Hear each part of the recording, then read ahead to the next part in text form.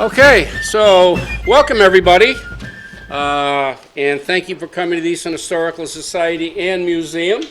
I am Jonathan Coe. I'm the president of this museum, and first of all, I want to thank all our team, our volunteers, our directors. We've got some students working in the summer for us now. Cecily Ely, you'll see, just graduated from Stonehill. She's working for us. She is the popcorn lady right now, so thanks, Cecily, when you see her. But thank you so much for coming. I want to talk a little bit about this program we put together.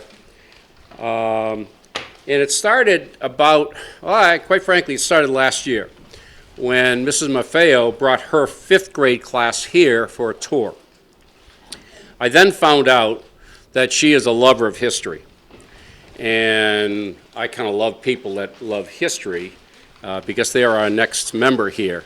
And I kind of really like that. So in January, I reached out to Mrs. Maffeo and I said, listen, I'm thinking of something to do for the month of June and to have it telecasted around the 4th of July, being the 250th anniversary of the Declaration of Independence. How about, would you like to have your students read the Declaration, segmented, every sentence or paragraph, to read that, and have Adam Carrero at ECAT film it?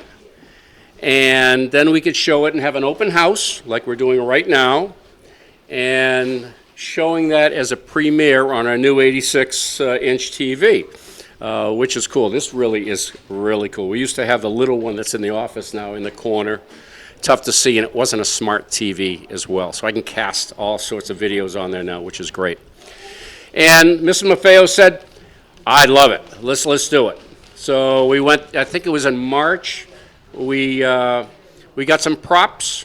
We wanted to do it up in her classroom, where the students would get up to the podium, come in their red, white, and blue, and read their paragraph. And if you needed 2 or 3 or 5 takes, so be it.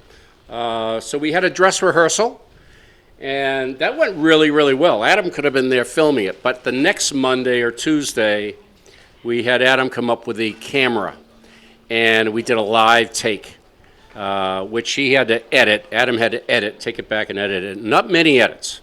And he applied the names to it. You'll see the names up there, unless there are 2 or 3 or 4 times doing it. And it wasn't just the Declaration and reading it. Mrs. Maffeo is a great educator, and she has taught them the Declaration of Independence. And it's not just reading it. And what did it mean? And why did they do it? And why in 1776? Why not in 1775? And it's a great educational tour of this 250th anniversary of that Declaration, the writing of. So I thanked her very much, and we actually ended up with a tour of her class. We did a walking tour right from her school down here. And I know the best part, kids, was going to Frothingham Park for lunch, right? Yeah, that was. So that was a great day. So I want to talk a little bit about, let me change up my glasses here. I want to talk about the Declaration just briefly and some fun facts, which you'll enjoy. So, what was the purpose of the Declaration? If you were from Boston, you would know there was a big purpose. Excuse me. I had to dress in my hat and all this stuff, so I'll keep it for 4th of July. So the purpose of the Declaration, obviously, the Continental Congress and all the folks in the Congress, and especially in states where they have their own Congress. And they actually, a lot of them declared independence way before this was done. So the purpose was, when people separate from another nation. So there was the purpose of it. They should state their reasons, and that's part of the Declaration.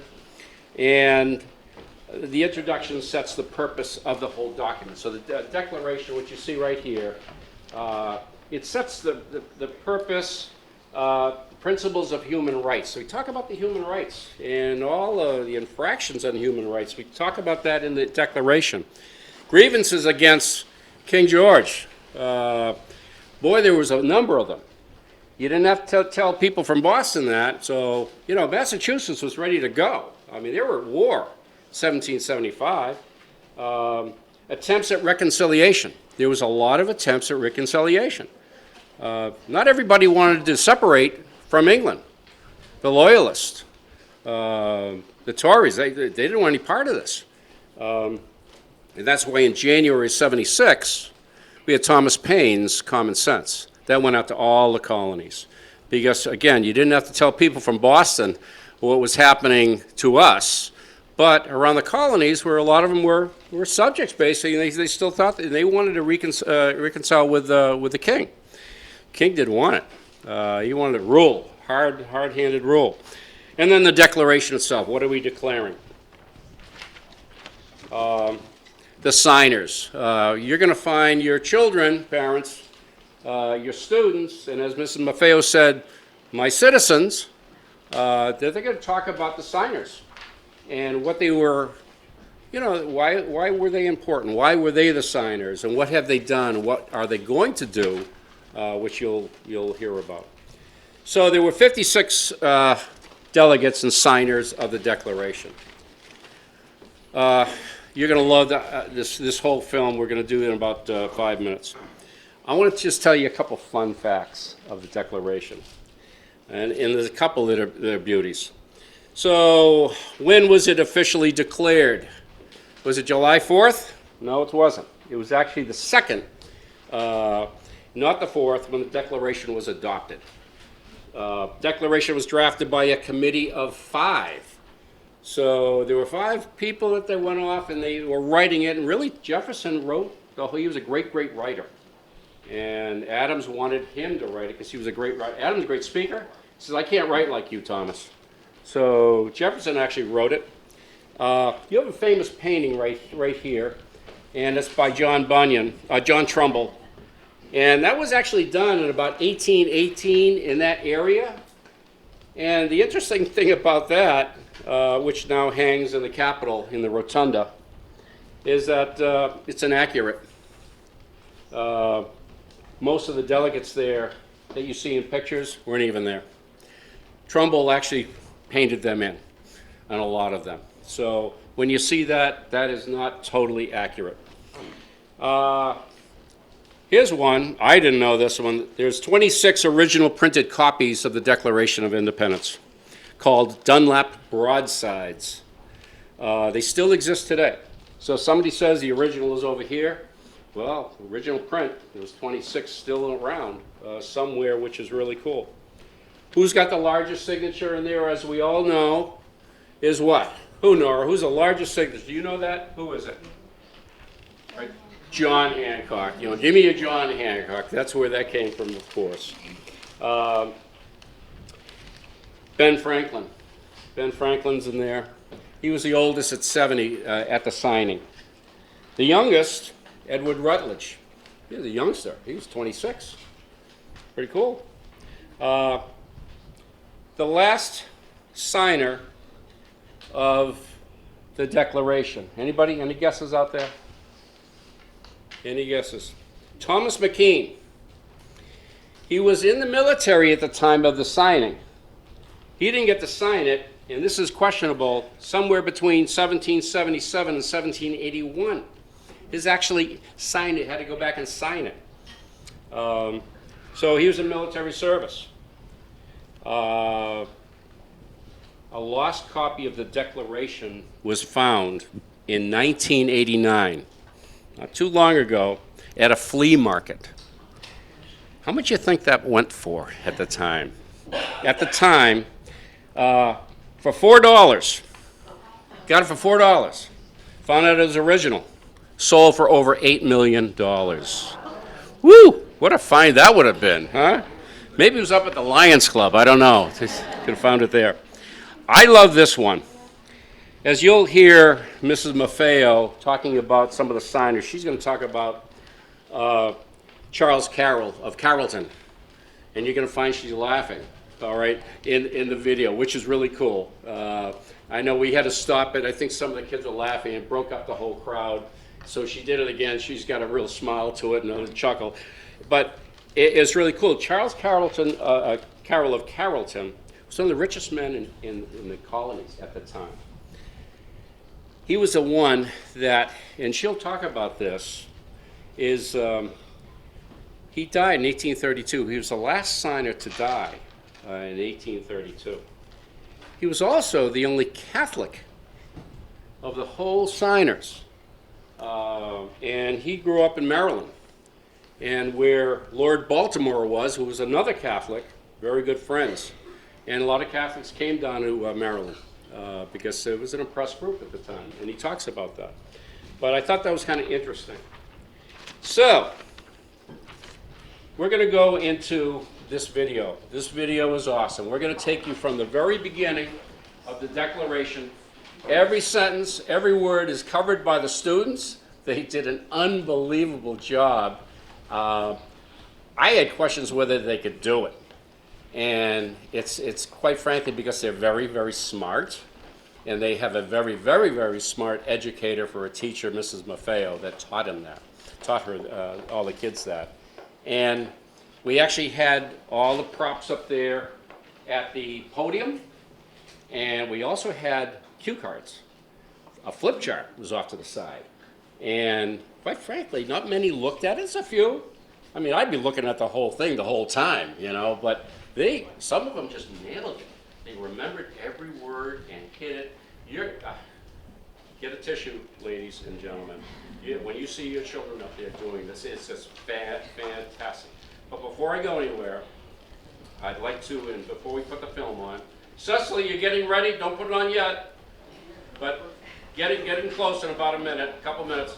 I'd like Mrs. Maffeo, Kristen Maffeo, to come up and just talk about her class and how that went in her class, okay?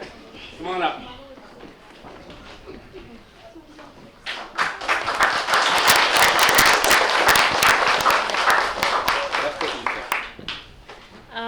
First of all, Mr. Coe is giving me far too much credit.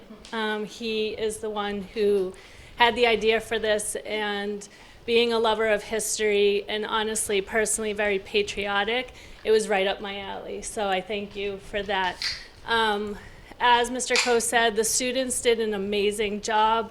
They took it, they learned it, we talked about it, they got up there, they dressed for it. It was honestly perfect. And it was so nice being able to come here afterwards and take the tour and kind of find out a little bit of how Easton connects to that history, which I think is just important. History, as any of my former students will tell you, is really one of my favorite things. I love the story of history, not so much all the dates and the memorization, but just the connections. And I think here in Easton, you have a strong connection. And I've been really proud to be a part of that for almost 30 years now. So thank you, and thank you to all the families and students that are here today. I know it's hard on a Sunday, but it kind of speaks to your commitment too. So thank you, and thank you to my own children who are here today, who can attest to the fact that history has been really important to me as well. So to Mr. Coe, the students and I wanted to give you a little gift that we had prepared for this. You can open it later, but so thank you for that. Wow, that's great. Thank you so much. Thank you very much.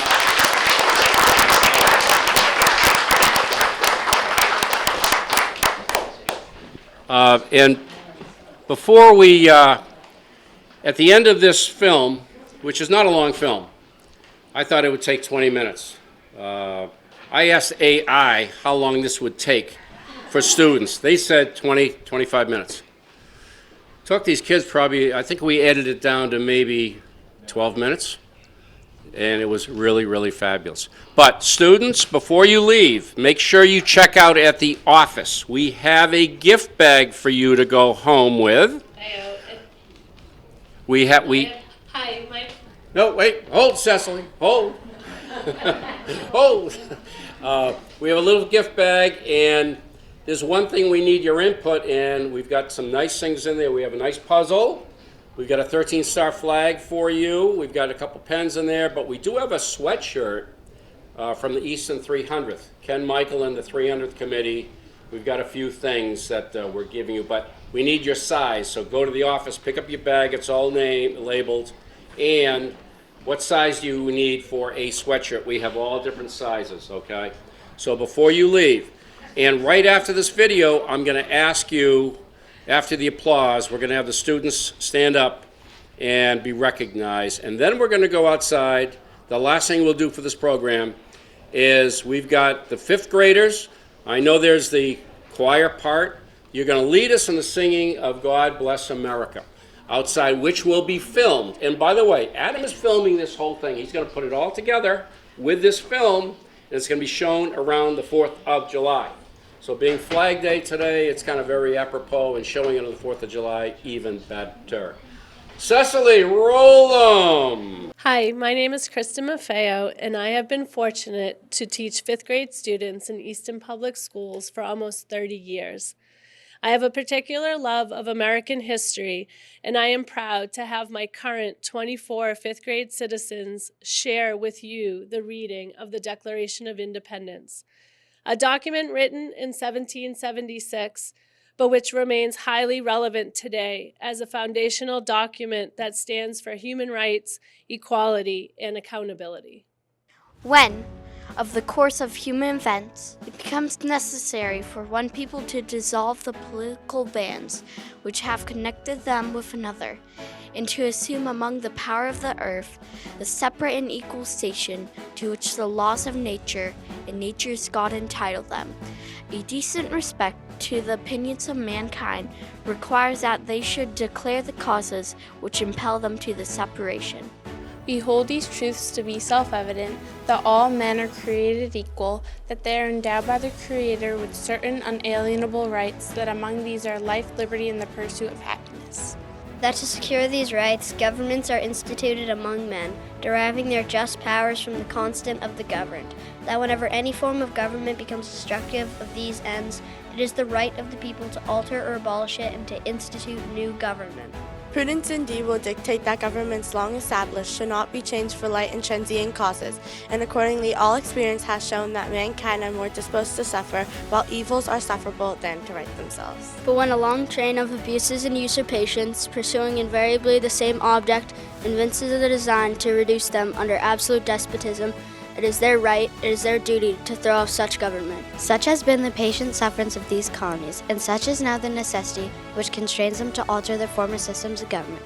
The history of the present King of Great Britain is a history of repeated injuries and usurpations. He has refused to send laws for the most wholesome and necessary for the public good. He has forbidden his governors to pass laws of immediate and pressing importance. He has refused to pass other laws for the accommodation of large districts of people. He has called together legislative bodies at places unusual, uncomfortable, and distant. He has dissolved representative houses repeatedly for opposing with manly firmness his invasions on the rights of people. He has refused for a long time after such dissolutions to cause others to be elected. He has endeavored to prevent the population of these states, for that purpose obstructing laws of naturalization of foreigners. He has obstructed the administration of justice by refusing his assent to laws for establishing judiciary powers. He has made judges dependent on his will alone for the tenure of their offices and the amount and payment of their salaries. He has erected a multitude of new offices and set Hector swarms of officers to harass our people. He has kept among us in times of peace standing armies without the consent of our legislatures.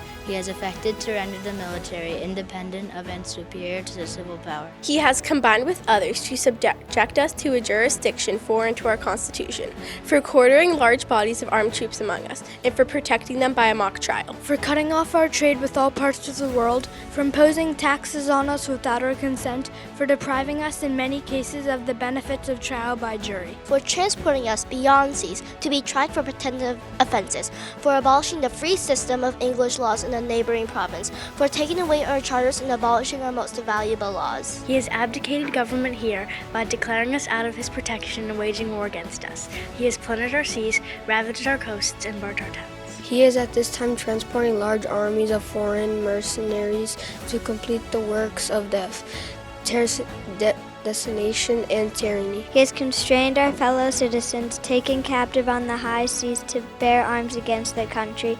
He has excited domestic insurrections amongst us. In every stage of these oppressions, we have petitioned for redress in the most humble terms, nor have we been wanting in attentions to our British brethren. We, therefore, the representatives of the United States of America, solemnly publish and declare that these united colonies are and of right ought to be free and independent states.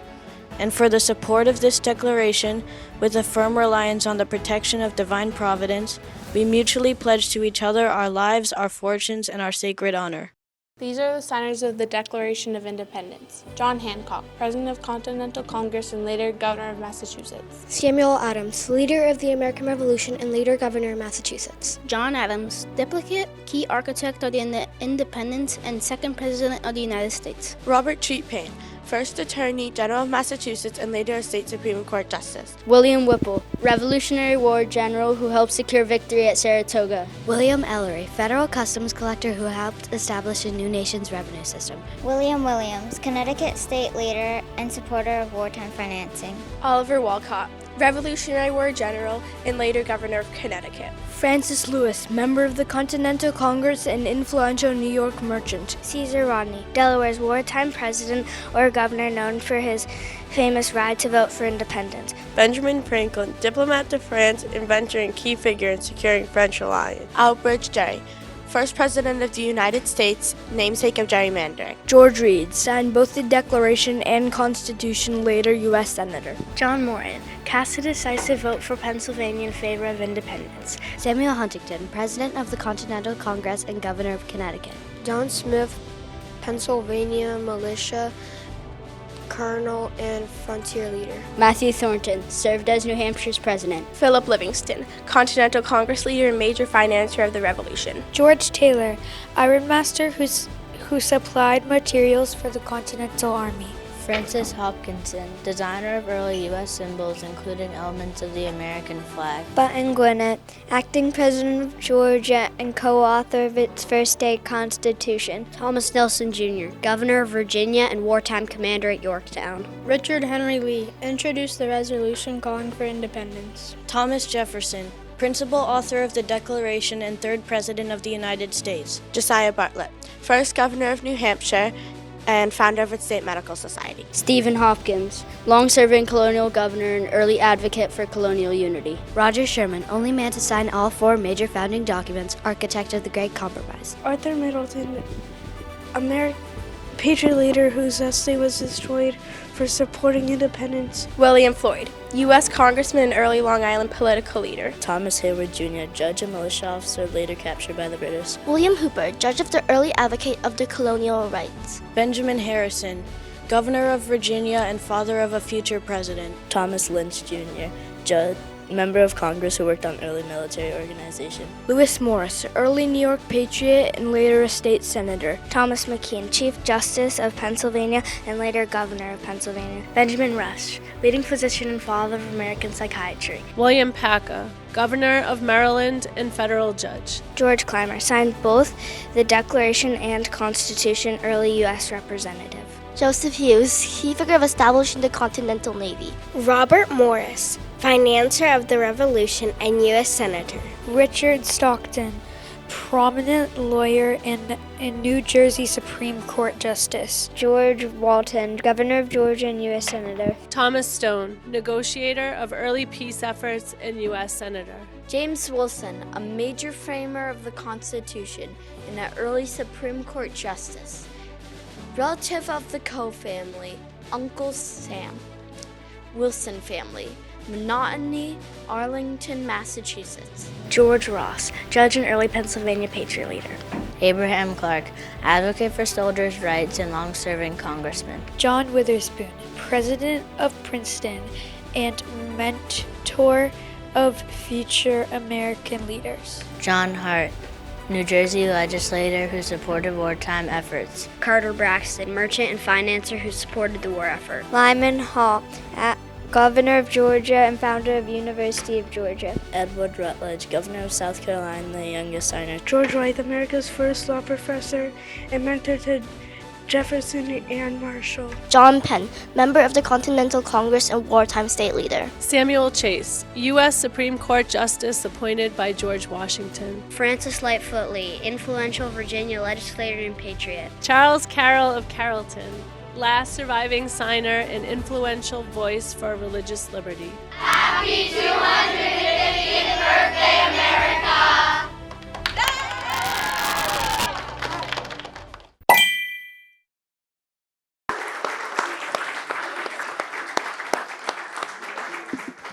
Kids, you nailed it. You nailed it. And so I'm going to read some names. So the readers of the 250th anniversary of the Declaration of Independence in Easton, Massachusetts, I want the readers of them to stand up, please, and hold your applause for the end, please.